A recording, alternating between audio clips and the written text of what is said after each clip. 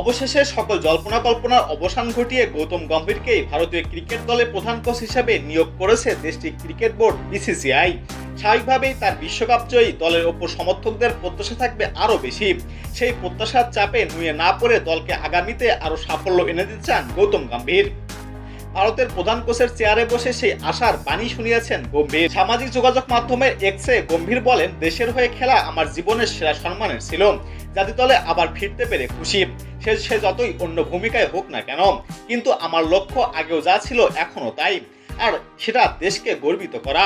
140 কোটি ভারতীয় দায়িত্বে রয়েছে নীল জার্সিধারীদের কাঁধে। তাদের স্বপ্ন সত্যি করার জন্য সেটা করা দরকার, আমি সেটাই করব।